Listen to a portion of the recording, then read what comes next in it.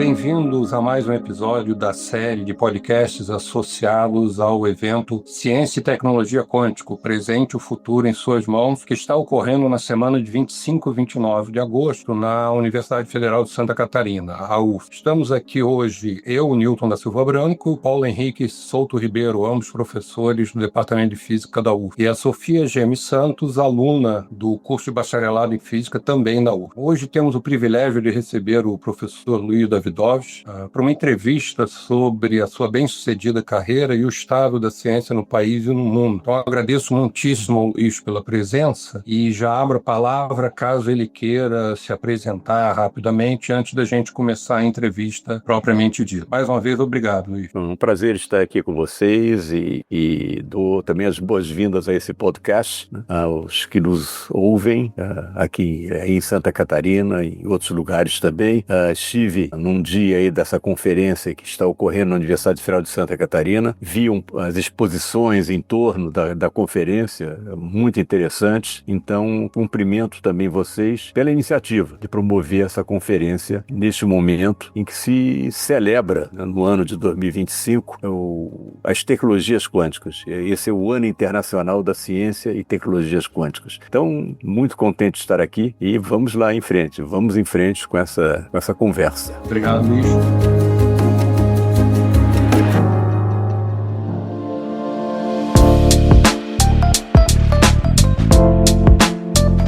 Vamos começar então pelos primórdios, tá, Luiz? Teus pais chegaram aqui migrados, eu acho que da então União Soviética, né? Não, isso foram meus avós. Seus avós? Né? Meus avós chegaram aqui, imigrados. Isso foi mais pro final da Primeira Guerra Mundial. Vieram para o Brasil. Meus pais, tanto meu pai como minha mãe, já nasceram no Brasil. Meu pai nasceu na Bahia, minha mãe no Rio de Janeiro. Isso significa também que desde cedo eu aprendi a comer comida apimentada com meu pai, né? É comida baiana e da qual eu gosto até hoje, né? E é isso. Então chegaram aqui meus avós, meus pais nasceram aqui e os avós que vieram, tanto da parte de pai como da parte de mãe, eles tiveram que praticamente largar tudo que tinham e vir para o Brasil, num navio, né? E é interessante que essa geração deles teve uma forte participação social, né? Minha avó fundou um lar da criança para abrigar órfãos, né? E era um grupo que fazia isso. Fundaram instituições também de cultura, educação, enfim, um pessoal que teve essa perspectiva, né, de atuar socialmente. Ô, Luiz, você podia comentar um pouco sobre o ambiente familiar e se ele teve alguma influência na tua escolha pelo estudo de uma ciência tão especial quanto a física? Então, meu pai era engenheiro civil, minha mãe geógrafa. Ela trabalhou no Instituto Brasileiro de Geografia e Estatística, IBGE, e teve uma presença marcante. Ela publicou vários artigos na área de geografia urbana.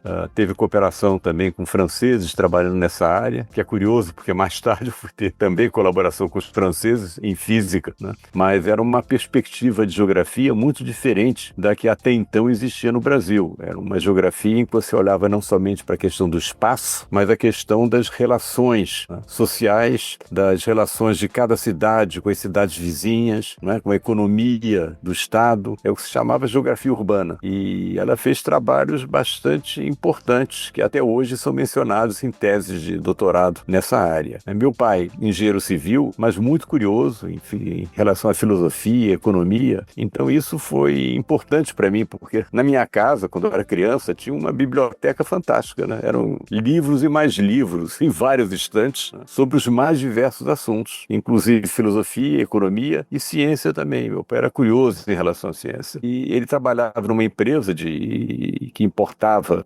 material para escolas, material de ciência para escolas, e uma vez ou outra ele me dava uma desses materiais, né? Então ele me deu um material de eletricidade que era bem interessante, um laboratório de química bastante evoluído, não é uma caixinha pequena, era uma caixa grande com vários experimentos importantes, interessantes. Então eu comecei a brincar com esse material também. Isso eu acho que foi importante também para que eu me interessasse por ciência. E o interesse interesse maior veio quando eu vi num jornal uma propaganda de um instituto de rádio e televisão virtual, quer dizer, que funcionava à distância, né? E achei interessantíssimo, era o Instituto Monitor de Rádio e Televisão, né? E me matriculei no instituto. Então recebia semanalmente material teórico, né, sobre correntes elétricas, como é que funcionava o rádio, né? E também um kit para montar equipamentos. Então montei um chamado rádio galena, né, transmissor de rádio, né? Depois um rádio com ondas curtas, então consegui ouvir rádios de outros países, né? E um sistema de alta fidelidade na época, né? E me interessei muito por isso. Mas ficavam algumas questões, né? Por exemplo, aqueles elétrons eram tratados nos manuais que me mandavam, fazendo uma analogia com água, né? A água que se divide nos canos, era uma visualização da divisão da corrente elétrica, né? Mas eu queria saber o que eram aquelas coisas, o que eram aqueles elétrons, né, que andavam naqueles fios. E aí comecei a ler outros artigos e outros livros, na verdade, de divulgação, né? E me entusiasmei, me lembro de um livro sobre campos do Albert Einstein com o Leopold Infeld, né, que era um livro assim muito legal sobre o papel de campos na física, né? O livro do Bertrand Russell sobre ABC da relatividade, né? Enfim, comecei a ler esses livros. Esse ABC da relatividade é muito bom, gosto também. É, muito bom, né? Então comecei a ler esses livros e comecei a me interessar e pensar em fazer física, na verdade, né? Mas eu tinha um temor de que, como físico, eu não ia ganhar dinheiro, né? Precisava ganhar dinheiro também. Então chegou a hora do famoso vestibular, né? Naquela época tinha o exame vestibular, você tinha que se preparar, né? E eu resolvi fazer vestibular para engenharia e para física. E pensei, bom, de repente eu vou cursar os dois ao mesmo tempo, né? E a lei era tal na época que você tinha que cursar esses cursos em universidades diferentes. Então eu passei na engenharia da Universidade do Brasil, né, e na física da PUC. E pensei, bom, vou fazer os dois ao mesmo tempo. Com a engenharia eu me garanto, né, com a física, né, eu me garanto também, mas um garante, digamos, a sobrevivência física, né, o outro garante sobrevivência mental, digamos assim, né. Então comecei a fazer física, o curso de física começou primeiro. E tive a sorte de ter como professor o Pierre-Henri Lucy, francês, que já estava no Brasil há muito tempo, e um fantástico professor. Realmente estimulava a curiosidade, ele ensinava as coisas de maneiras diferentes, mostrando a física realmente da situação. Olha, depois de 2 semanas com Pierre-Henri Lucy, eu cheguei à conclusão de que eu ia fazer só física mesmo, né? Era um caso de paixão, né? Então resolvi fazer física e deixei a engenharia, né? Então esse foi mais ou menos o percurso, né? E com relação à sua pergunta, se a vida de família incentivou, claro que sim, né? Porque tinha uma biblioteca em casa muito interessante, tinha esses kits que eu brincava com eles de eletricidade, química, né? E tinha pais compreensivos. Quando eu disse para eles, olha, decidi que vou fazer só física, eles disseram, vai adiante, tudo bem, muito bem. E realmente não tentaram me desviar dessa ideia que na época era assim, alguns consideravam perigosa, né? Como é que ele vai viver, né? Vai viver de quê, né?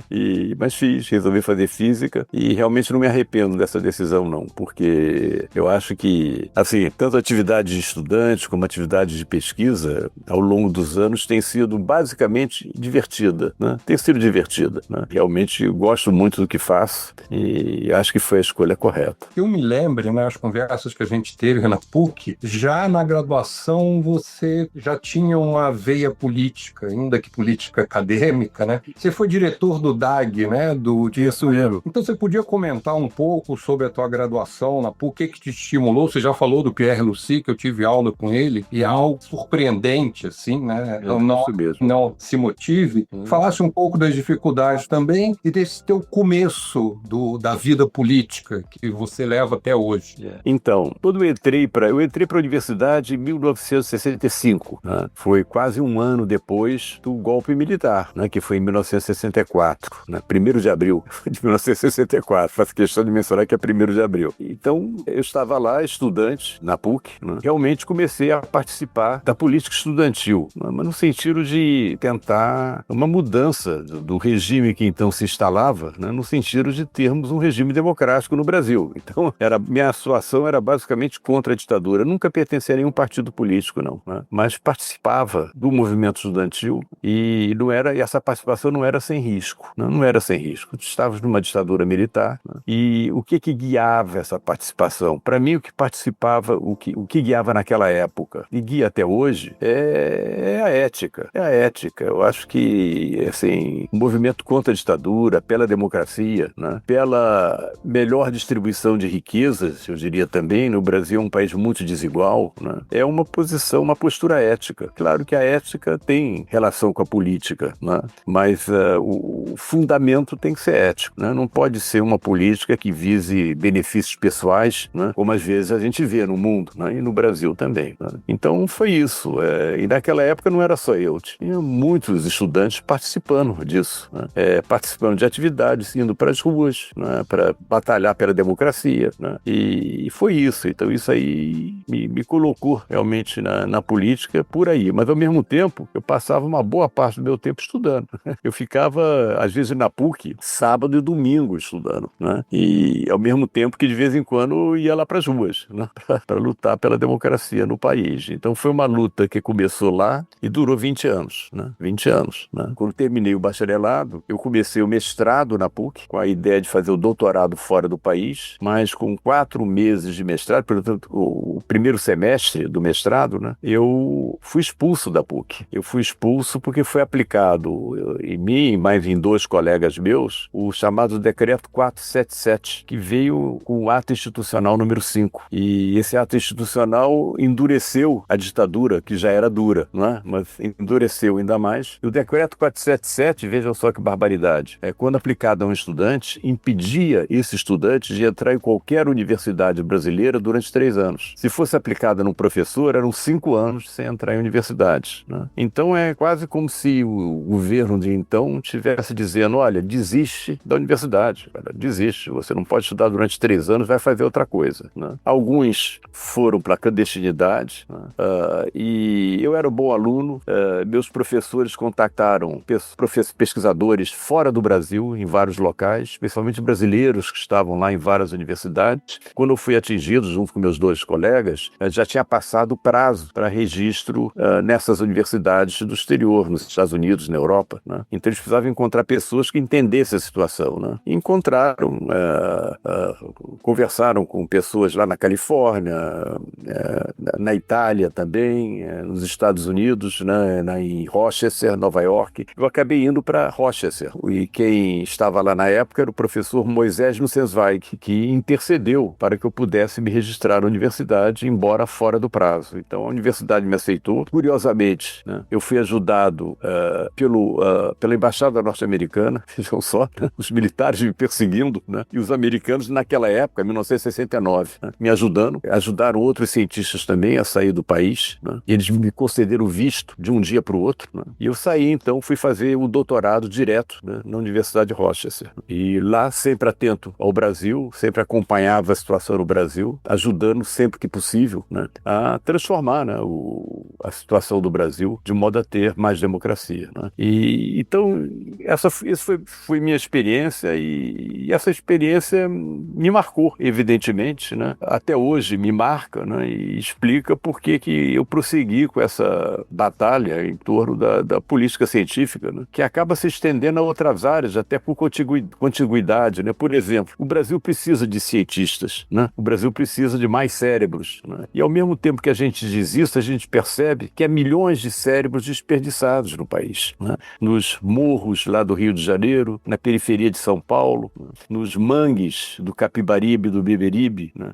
Enfim, são milhões de cérebros desperdiçados. E costuma-se dizer que o gênio não escolhe onde vai nascer, né? Então eu fico olhando assim para as comunidades dos morros e tal, e fico pensando, puxa, né? Se houvesse mais igualdade de oportunidades no país, quem sabe, né? Não teríamos um novo Einstein saindo aí de uma comunidade, né? Que não estaria na comunidade, estaria numa região da cidade, né? Quem sabe, né? Teríamos cientistas de primeira linha, muito mais, né? Porque estaríamos aproveitando mais esses jovens que estão por aí e que têm oportunidades muito menores do que nós tivemos, tá certo? É isso aí. Então, essa história de ética é fogo, porque uma vez que você batalha por ela, fica muito difícil você deixar. fica muito difícil deixar. É uma coisa muito importante. É muito importante. Faz parte da nossa vida e faz parte do sentido da nossa vida, né? Faz parte do sentido da nossa vida. Seres humanos, várias pessoas já falaram isso, né?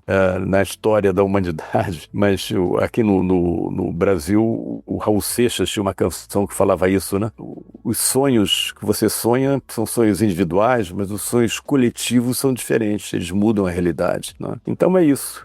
Aprendi a sonhar cedo esse tipo de sonho, né? E já idoso, continuo sonhando com esses sonhos coletivos, né? Porque eu acho que ainda há muito que mudar. Eu acho que o Brasil é um país extremamente desigual. É um dos 10 países mais desiguais do mundo. Isso é um dado que eu acho impressionante. Nas Américas, só temos o Brasil e Suriname como países entre os 10 países mais desiguais. Os outros países que estão entre os 10 mais desiguais são da África, né? Então nós estamos nessa companhia no Brasil, né? Isso é complicadíssimo, é complicado para o desenvolvimento do país, é complicado do ponto de vista ético, evidentemente, né? E é complicado para a ciência, porque, né, é tanta gente assim desperdiçada que podia estar contribuindo, né, para a ciência, para a tecnologia brasileira, né?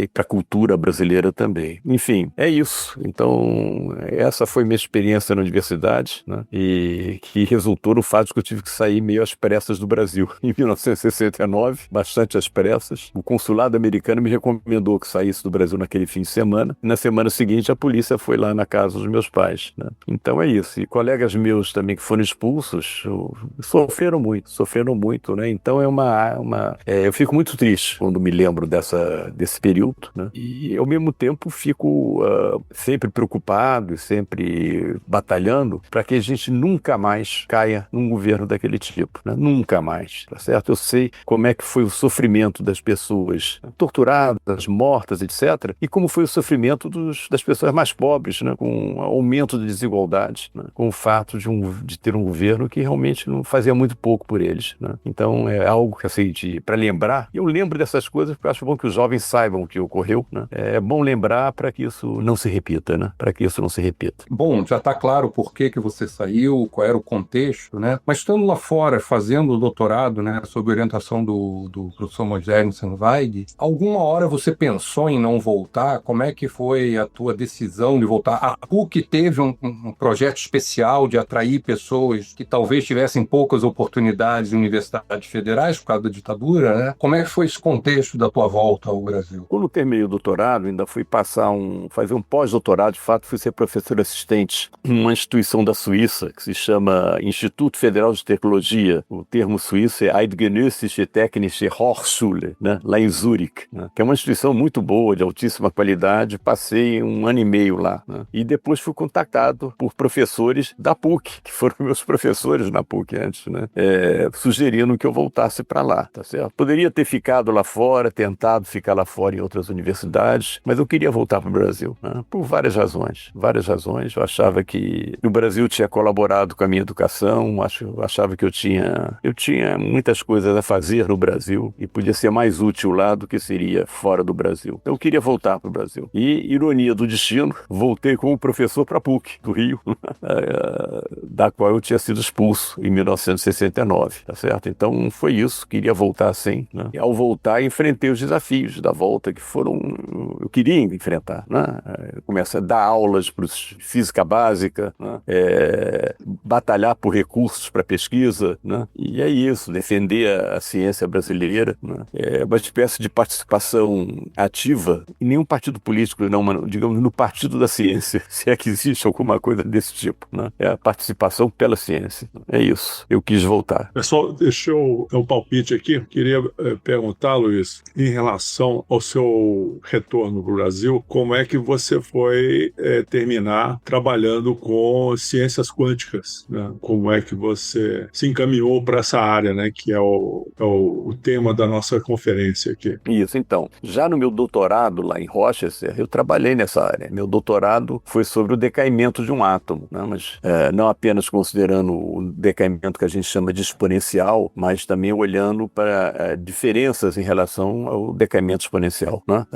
em tempos longos, em tempos curtos, então foi um doutorado nessa área. Então já no doutorado me interessava pela física quântica do que a gente chama sistemas abertos. O que é isso? São sistemas que estão interagindo com o ambiente, né? Então é um átomo que decai, por exemplo, né? Isso acabou sendo um objetivo de pesquisa meu. De fato, isso me acompanhou ao longo da carreira de pesquisador, né?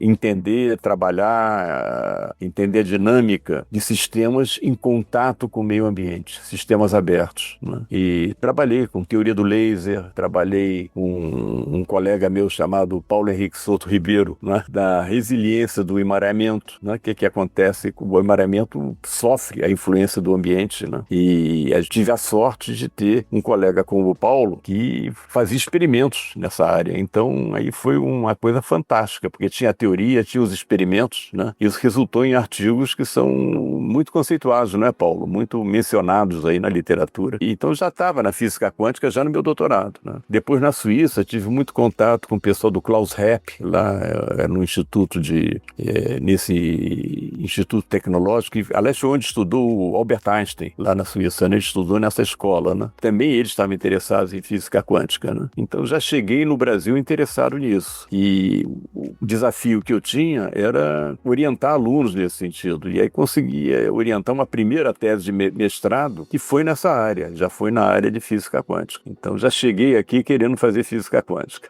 Ô, Luiz, você falou sobre nosso trabalho junto aí na UFRJ, né? E que foi uma coisa assim, vocês estavam buscando criar um laboratório, né? E além de criar o próprio laboratório, estimular a atividade experimental de uma forma geral, né? Não apenas do interesse do grupo de pesquisa, mas de vocês, mas também de uma forma geral. Então me ocorreu aqui o seguinte: gostaria de saber a sua visão, né, de como que essas atividades elas interagem e como é que isso é relevante, ou seja, há lugares em que você tem até rivalidade entre teóricos experimentais, né? Então, e você tem uma visão que é o contrário, né?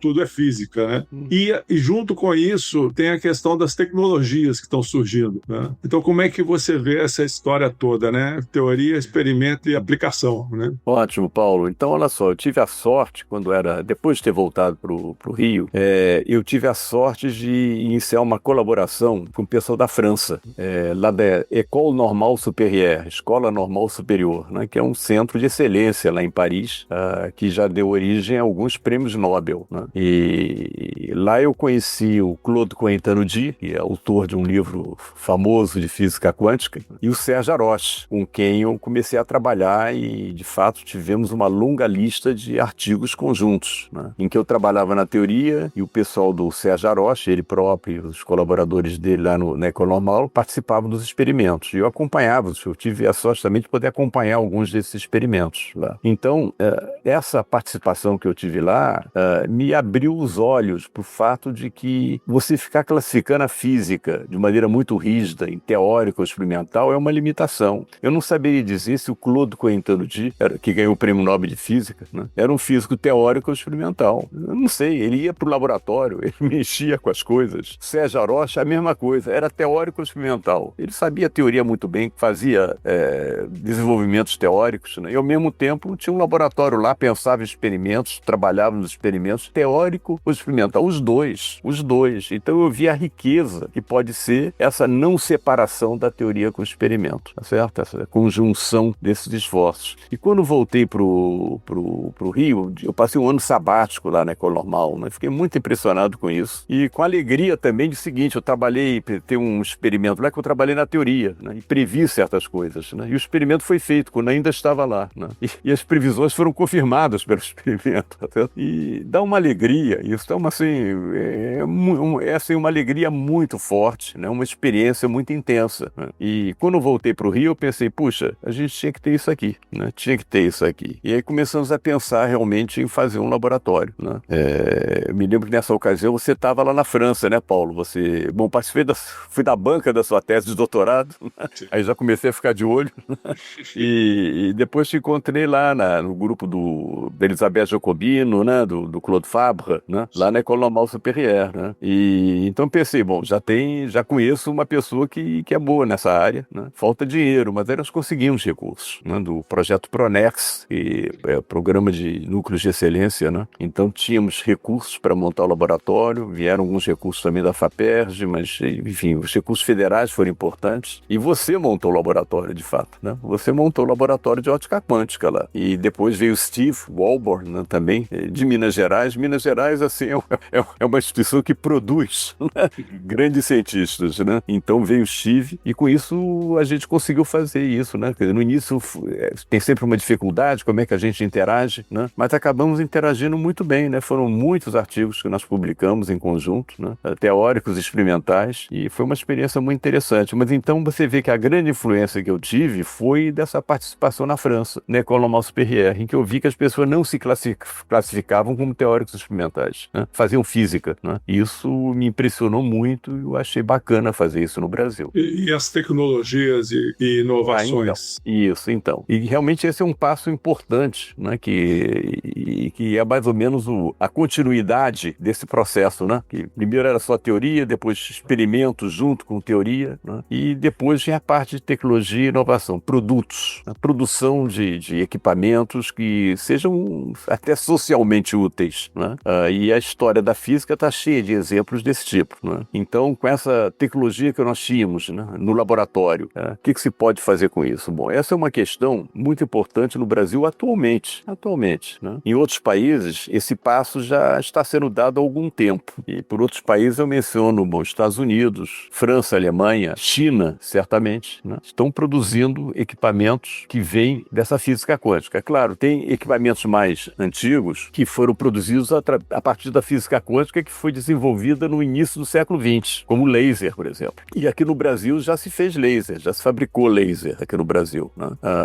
Agora, os lasers de maior potência têm sido importados, tá certo? São importados de fora e não são fabricados aqui, mas tem empresa que distribui esses lasers aqui. Então, com esses lasers é possível fazer muita coisa. Então, já tem equipamentos que foram feitos no Brasil, e a inovação mesmo a partir de laboratórios de universidades. Dou um exemplo, né?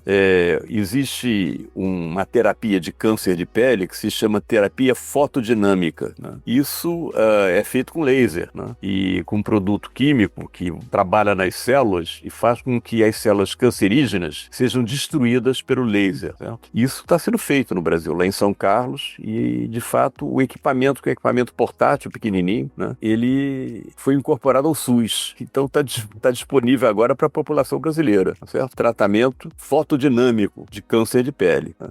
Outro exemplo, né? A Embrapa, junto com uma startup do setor agro, produziu um equipamento portátil que permite, usando laser, usando uma técnica que a gente chama de espectroscopia atômica, molecular, conseguir um aparelhinho que faz análise do solo em larga escala, tá certo? Então isso é ótimo para a agricultura, porque dependendo do tipo de solo, isso vai te orientar que tipo de plantação você tem que fazer, ou que tipo de alimento você tem que dar ao solo para plantar o que você quer. Então é também um equipamento produzido no Brasil. Então tem vários equipamentos que vêm da física quântica, tá certo? Que já são feitos aqui no Brasil. Lá fora tem mais, porque o incentivo a isso é maior. Você, inclusive, tem o incentivo do capital privado, né? Tem os famosos capitais anjo, né, que financiam startups, e de fato o critério é o seguinte: tipo lá do Vale do Silício. No Vale do Silício, as startups que dão certo representam 10 a 20% do total financiado.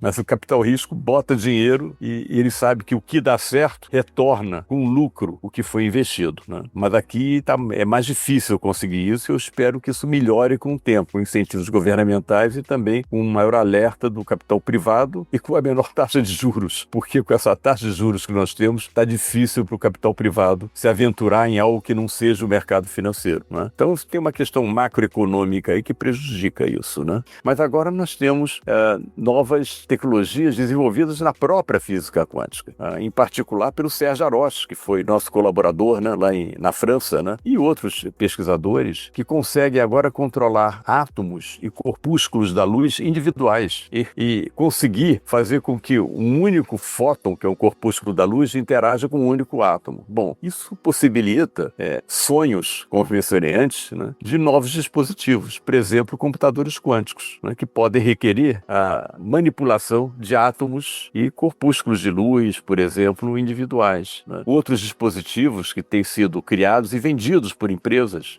gravímetro quântico. Isso aí é um aparelho que mede a gravidade na superfície da Terra, né. Ainda não está sendo feito no Brasil, mas no Brasil estão sendo feitos gravímetros ópticos. O que faz o gravímetro óptico? Ele mede a aceleração da gravidade com uma precisão de 10⁻⁶. Sabe quem está atrás disso? A Petrobras. Porque com esse gravímetro óptico você pode detectar lençóis subterrâneos de água e óleo, porque a água e óleo que estão lá embaixo do solo mudam a gravidade na superfície da Terra. E com isso você pode identificar os lençóis. Gravímetro quântico tem a precisão de 10⁻⁹ vezes a aceleração da gravidade. Então, com isso, você já consegue encontrar vestígios de civilizações antigas. Olha que bacana. Porque se você tiver objetos lá embaixo, né, isso faz com que o solo não seja tão uniforme, né, ou em certas regiões tenha uma composição muito diferente de outras, isso altera a gravitação minimamente. Mas com esses gravímetros você consegue identificar isso. Relógios atômicos com precisão de 1 segundo na idade do universo. Esses relógios atômicos são fundamentais para o GPS. O pessoal sabe que às vezes eu pego um táxi né, aqui e eu vejo o cara usando o GPS, né, para ver onde é que está indo, né? Aí eu falo com ele assim: você sabia que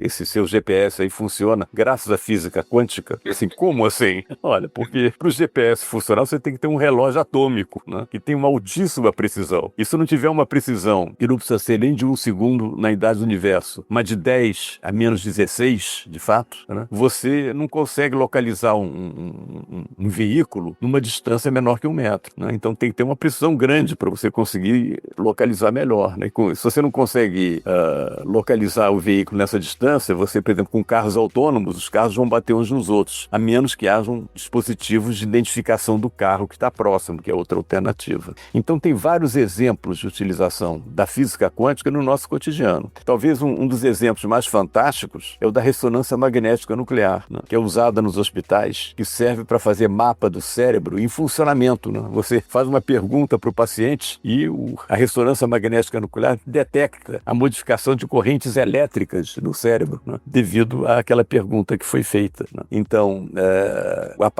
pela invenção do aparelho de ressonância magnética nuclear, o Prêmio Nobel de Medicina foi dado alguns anos atrás a um físico e um engenheiro, né, de fato, engenheiro químico, né, que inventaram o dispositivo e a técnica de você ver em 3 dimensões o funcionamento do cérebro, né? Então, é muita coisa que a física quântica já contribuiu e que mudou nosso cotidiano. Agora, aqui no Brasil, nós precisamos ir mais nesse caminho, né, Paulo? E nós estamos atrasados nisso aí, né? E é preciso ver como é que a gente consegue fazer mais transferência, né, do que está ocorrendo nos laboratórios para a tecnologia, para o bem da sociedade, né, para a melhoria da qualidade de vida da população.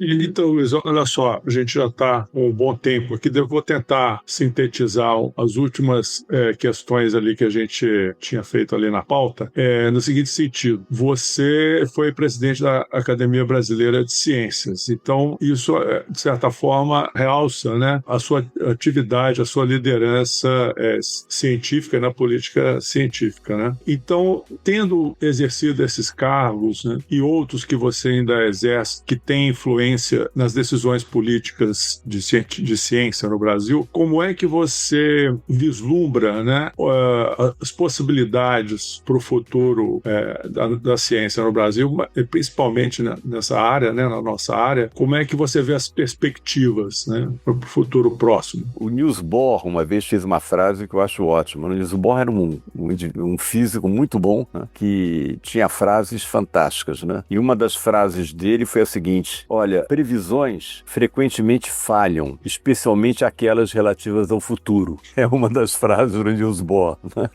Então é muito difícil fazer uma previsão sobre o que vai acontecer com o país, especialmente nessa área de ciência. Agora, o que é possível fazer é pensar em prioridades, pensar o que seria importante para o Brasil, né, na área de ciência, né? Então, claro, tem uma área que é a área de alta tecnologia, que é aquela área que a gente não sabe muito bem o que vai dar, né, e onde aparecem surpresas. E a história da física quântica é muito essa história. Quem inventou a física atômica, a física quântica, não tinha nenhuma ideia de futuras aplicações. Eles estavam interessados em entender como é que a natureza funcionava. E, no entanto, o produto daquelas mentes, né, gerou tudo aquilo que a gente estava falando aqui, né? Esses dispositivos que têm a ver com a melhoria da qualidade de vida, né? Com a saúde humana, né? Com o GPS, né? E veio daquelas invenções, daquelas criações da física quântica, mas no pessoal que não tinha a menor ideia de que isso ia acontecer. E eu acho que isso vai tender a ser verdade ainda. Então, quando a gente fala de tecnologias quânticas, o Brasil tem que estar nisso. Não pelo que já existe, que já é bem interessante, se fala de computação quântica, não sabemos ainda se isso vai ser o grau de utilidade que os computadores quânticos vai ter. A gente pode imaginar que serão muito úteis, mas há problemas ainda tecnológicos para transformá-los em objetos úteis, né? Mas falei aqui também de gravímetros quânticos, enfim, estão aparecendo equipamentos importantes e poderá aparecer muito mais coisas que a gente nem imagina, porque essa é a história dessa área da ciência em particular, né? Então, tem que ser incentivada? Tem que ser incentivada. É uma área que não pode ser isolada das outras. Física quântica está na química, física quântica está na biologia, a física quântica está na engenharia. Então, em outros países, você já tem cursos de engenharia que os alunos aprendem física quântica, porque eles sabem que isso interage, uma coisa interage com a outra fortemente. Então, eu acho que, em primeiro lugar, é preciso realmente mudar razoavelmente as nossas universidades, tá certo? Com raras exceções, né? Elas estão defasadas, são obsoletas, muito embora ainda produzam mais de 90% da produção científica que foi feita no Brasil. São as universidades públicas que fazem isso, né? Mais que 90%. Mas os currículos, os programas, né, são frequentemente defasados, né? O estudante, eu já vi estudante de engenharia aqui tendo 10 disciplinas por semestre, né? E para mim é impossível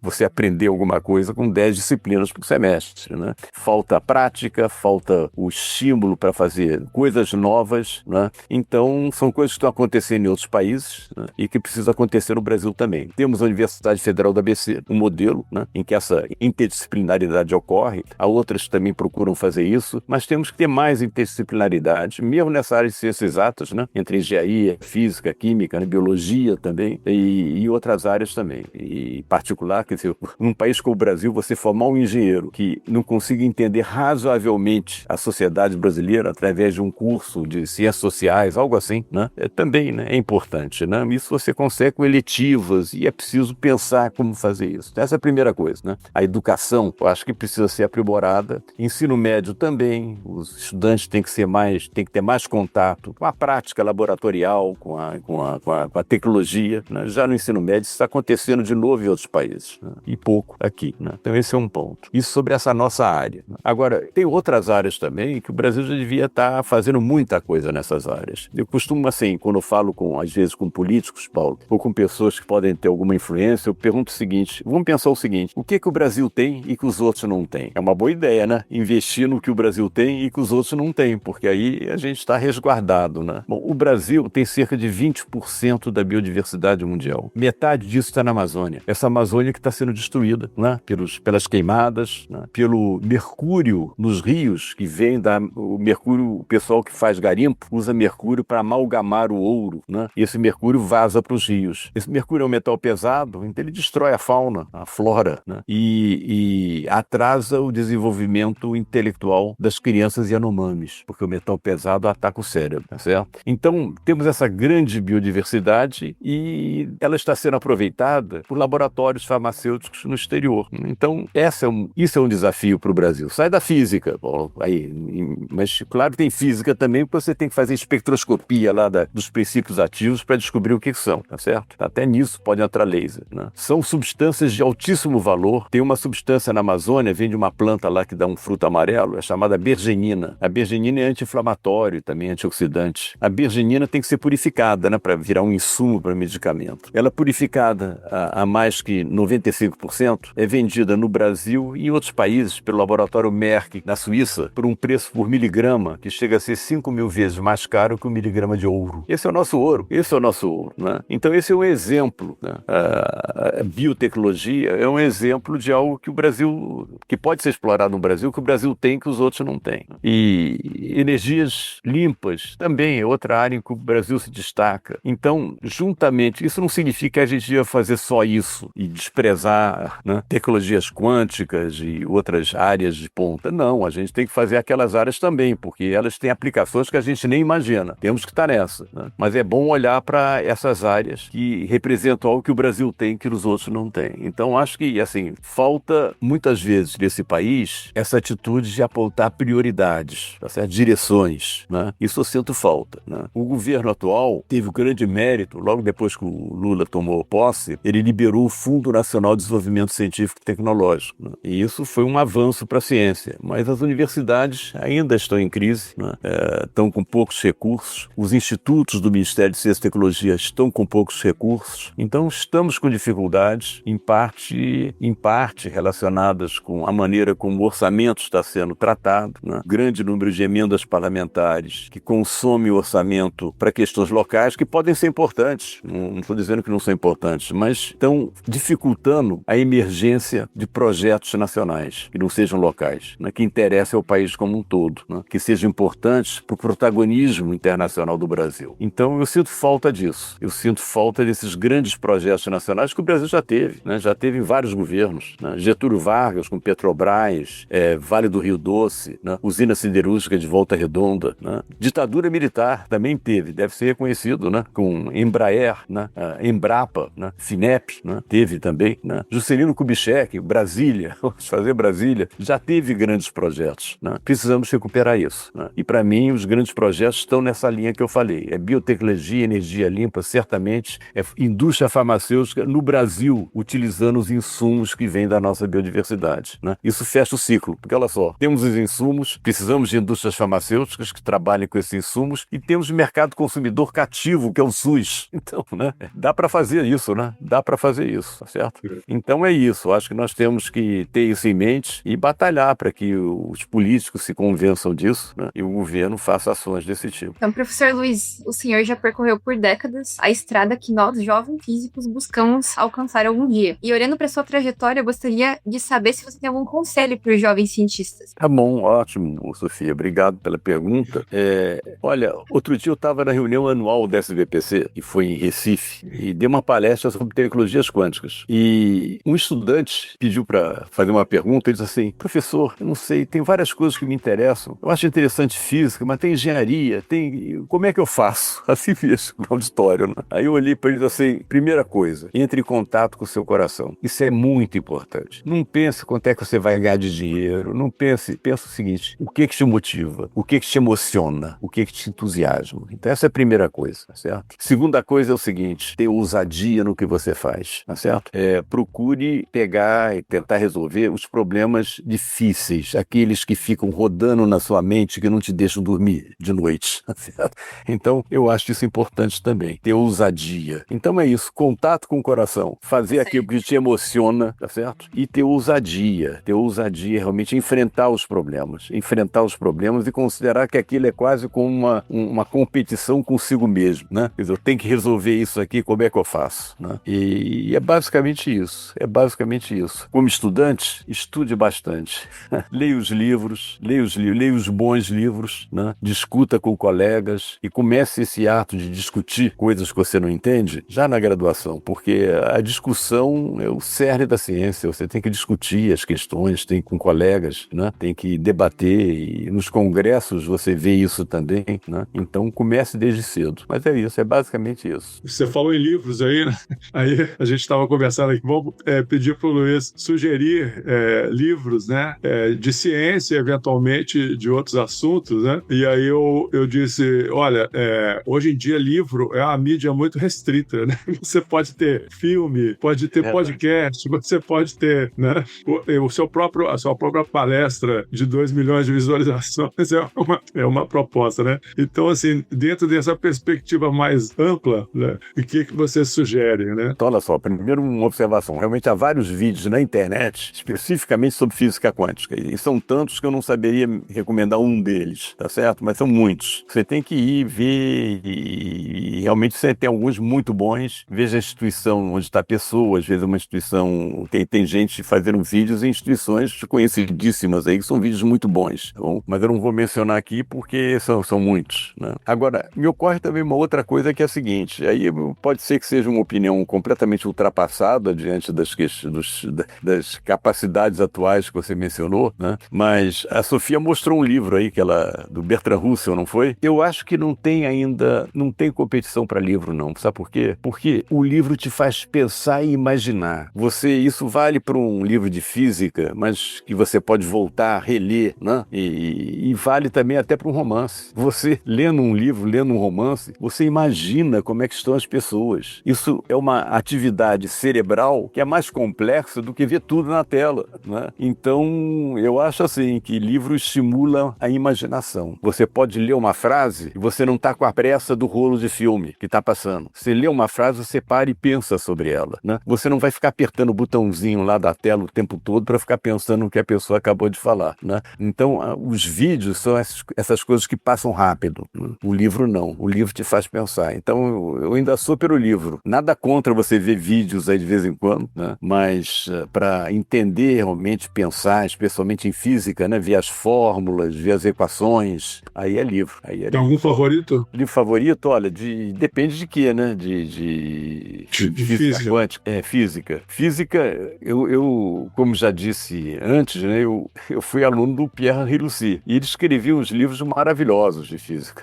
Maravilhosos. Então, eu adorava os livros dele. Agora, paralelamente aos livros dele, isso eu digo para estudantes assim, de física, claro, você tem os livros tradicionais, tem atualmente uma coleção muito boa do Moisés Nussensweig, tá certo? Que é um curso muito bom. Eu acho ele muito superior a livros que vêm aí traduzidos dos Estados Unidos, tá certo? Não vou mencionar os autores, porque pode dar problema na justiça, mas realmente bem superior, né? A livros que são adotados em várias universidades, aí traduzidos no inglês. Então, eu diria que atualmente, como livro assim, de curso, os livros do Moisés Nussensweig são excelentes, realmente, muito bons, assim, muito precisos, corretos, né? Isso é uma coisa. Outra coisa também é que para aquele estudante que quiser se aventurar mais, aí tem uns livros que são interessantes de ler, mas não é para curso.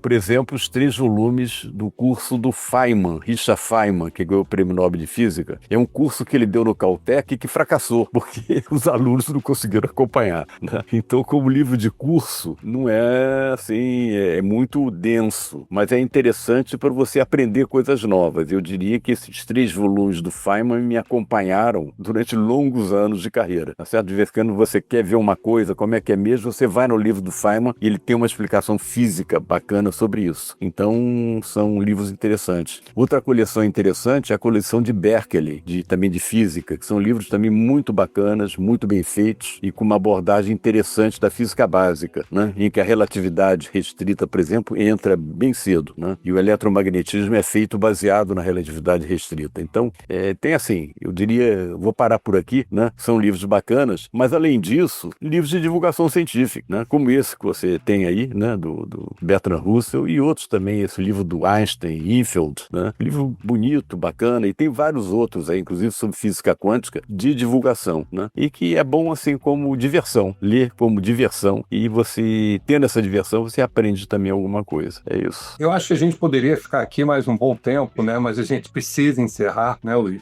Muito obrigado pela tua disposição, né? Eu só queria comentar que você citou 3 coleções de livros de física, né? E 2 delas são muito antigas. Não, é verdade. E o Feynman, né? O Moisés é um pouquinho mais recente, que eu adoro o Moisés também. Já levei para ler em férias, tá? Porque é divertido, né? Então, te agradeço aí essa oportunidade. Adorei ver em você o mesmo entusiasmo que eu encontrei no final da década de 70, na PUC do Rio. E então isso é bom, isso é um sopro de ar pra gente, tá? Então, muito obrigado. E se você quiser alguma nota final aí de despedida, por favor, fique à vontade. Não, eu agradeço a vocês aí pelo interesse, né, que tiveram em minha carreira, que é uma carreira normal de um físico, tá certo? Interessado na física, enfim. Mas eu acho bom explorar a normalidade nesse sentido, tá certo? Então fico muito contente com isso, que vocês tenham interesse nela, e agradeço a vocês a atenção, né? E fica aqui essa mensagem para os jovens, né? Façam contato com seus corações, né? E ousem. O Brasil precisa cada vez mais de ousadia. É isso, tá bom? Então, muito obrigado. Obrigado. Obrigado, Luiz. Grande abraço. Grande abraço.